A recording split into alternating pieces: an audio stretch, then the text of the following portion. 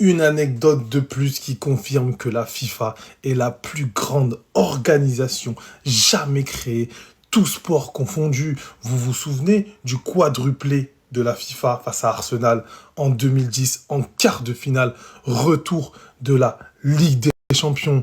Le plus choquant, c'est que la FIFA avait tout prévu.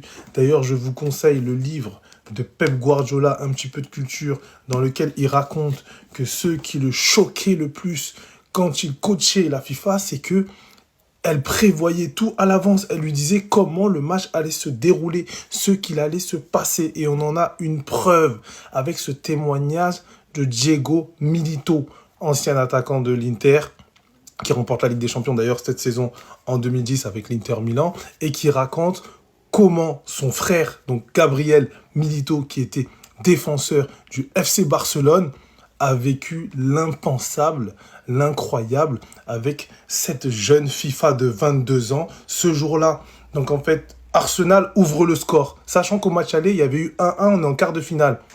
Arsenal ouvre le score sur une erreur de Gabriel Milito. Il se sent coupable. Il le vit mal, il baisse la tête, il se dit peut-être je vais causer l'élimination de mon club. Il gol è un controllo un po' lungo de mio fratello, contropiede, gol dell'Arsenal. La FIFA arrive vers lui et lui dit « T'inquiète, je vais mettre un triplé ». Allora lui era morto, mio fratello. E si avvicina a Leo Messi e le dice tranquillo Gabi che adesso ti faccio 3 gol. Ragazzi, per verità, no, ha voi fatto pensate, 4. Ne t'inquiète pas, ça va bien se passer, je vais mettre un triplé. Donc là, Gabriel Milito se sent plus rassuré. Oui, vas-y, mets-leur un triplé. Qu'est-ce qui se passe derrière? Qu'est-ce qui se passe derrière? Vous êtes pas content? Triplé!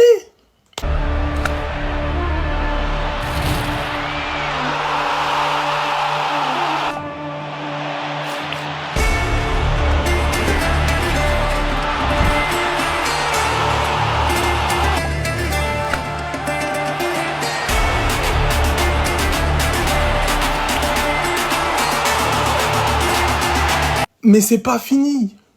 C'est pas fini. C'est ça le pire dans cette histoire, c'est que ce n'est pas fini. Ensuite, 3-1, le match, il n'est pas complètement fini. Vous voyez, 3-1, il y a encore, oui, bon, s'ils reviennent à 3-2, du coup, là, c'est l'inverse.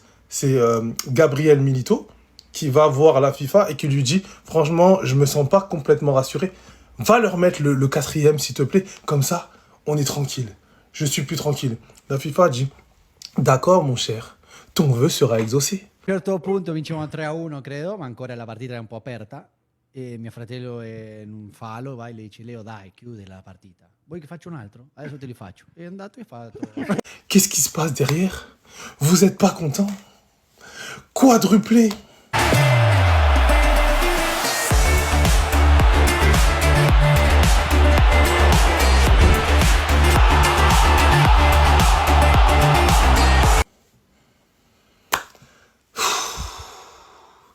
« 22 ans, deuxième ballon d'or cette saison, soi-disant volé. » C'est vrai que d'autres auraient pu le mériter, Iniesta, etc. Mais quand vous voyez ce genre de phénomène surnaturel, supranaturel, vous êtes obligé de lui donner.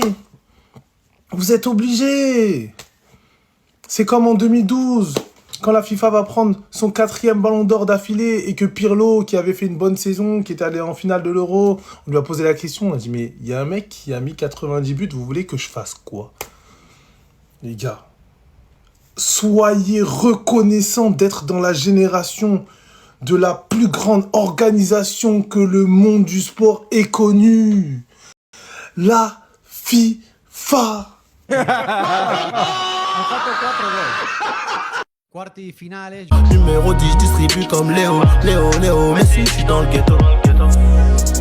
Oh, et je m'habillerai tout en Gucci. Une anecdote de plus qui confirme que la